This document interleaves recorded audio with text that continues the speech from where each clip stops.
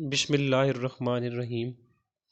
जिस तरह last video में हमने बात की थी कि इनिशियल टेस्ट क्या होता है और क्या क्या इसका क्राइटेरिया है, तो इसी तरह आज हम पाकिस्तान आर्मी के इनिशियल टेस्ट के इनिशियल टेस्ट के अंदर जो डिफरेंट सीक्वेंस होता है टेस्ट का, उन पे बात करेंगे। तो वैसे है कि जब आप इनिशियल टेस्ट के लिए अप्लाई कर देंगे और आपकी जो रोल नंबर स्लिप वगैरह ऑनलाइन आ जाएगी, आप अपनी स्लिप लेकर अपनी डेट के मुताबिक टेस्ट सेंटर चले जाते हैं अपने डॉक्यूमेंट लेके अपने साथ। तो इंशाल्लाह डॉक्यूमेंट पे भी वीडियो बनाएंगे कि कौन से डॉक्यूमेंट हमें अपने साथ लेके जाने चाहिए और जो नेसेसरी होते हैं, वैसे वेबसाइट पे भी लिखे होते हैं, आप वहाँ से भी चेक कर सकते हैं। तो जब अपने डॉक्यूमेंट वेरीफाई करवा कर वो आपके जो है आपकी सनद है, डीएमसी है, उस पर स्टंप लगा देंगे इनिशियल टेस्ट की, और उस कोर्स की स्टंप लगेगी जिसमें आप अप्लाई कर रहे होंगे। तो आपको बिठा देंगे, फिर आपको इनिशियल टेस्ट के लिए हॉल में ले जाएंगे। इनिशियल टेस्ट जो होता है ये एक कंप्यूटराइज बेस्ड टेस्ट होता है जिसमें 3 पोर्शन होते हैं आर्मी में। पहला पोर्शन को हम कहते हैं वर्बल पोर्शन, सेकंड होता है नॉन वर्बल, और थर्ड होता है एकेडमिक पोर्शन। वर्बल पोर्शन ऐसे है कि उसमें आप 30 मिनट होंगे हमारे पास और 84 MCQs होंगे, यानी 30 मिनट और 84 MCQs। इसके MCQs पे भी हम बात करेंगे कि किस तरह से इसके MCQs आते हैं और इनकी क्या ट्रिक्स हैं, क्योंकि एक क्वेश्चन को ना 7-8 तरह से पूछा जाता है।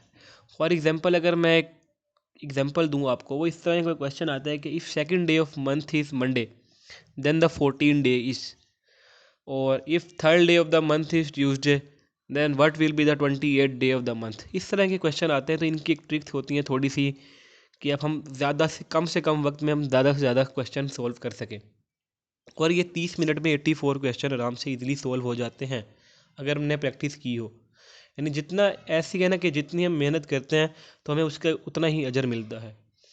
तो उसके बाद जो नॉन वर्बल पोर्शन है उसके भी 30 मिनट है, लेकिन उसमें MCQ थोड़े कम हो जाते हैं। उसमें MCQ होते हैं 64।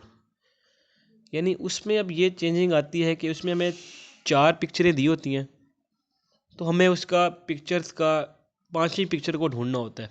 या 3 पिक्चरें दी होती हैं, 4th पिक्चर को हमें डिफ़ाइन करना होता है, यानी हमने MCQs में ढूंढना होता है। फॉर एग्ज़ाम्पल अगर इसको हम डिफ़ाइन करें कि एक पिक्चर दी हुई है, उसमें एरो ऊपर की तरफ है, नेक्स्ट में वो राइट की तरफ हो जाता है, थर्ड में वो डाउनवर्ड हो जाता है, और फोर्थ में वो उसकी डायरेक्शन क्या होगी। इस तरह से MCQs आते हैं। और ये भी इजी होता है। नॉन वर्बल भी आपको नेट पे भी मिल जाएंगे, और PDF भी काफ़ी सारी हैं इंशाल्लाह, वो भी हम देखेंगे, आगे डिस्कस करेंगे कि नॉन वर्बल को कैसे करना है। क्योंकि जो भी पोर्शन है जितनी उसकी प्रैक्टिस करेंगे तो तब भी हमारा जाके काम क्लियर हो जाएगा। उसके बाद एकेडमिक पोर्शन आता है मेन। दोबारा इसी में भी वही 30 मिनट होंगे और 50 MCQs होंगे। MCQs कम हो रहे हैं, पहले वर्बल में 84, नॉन वर्बल में 64, अब यहाँ 50।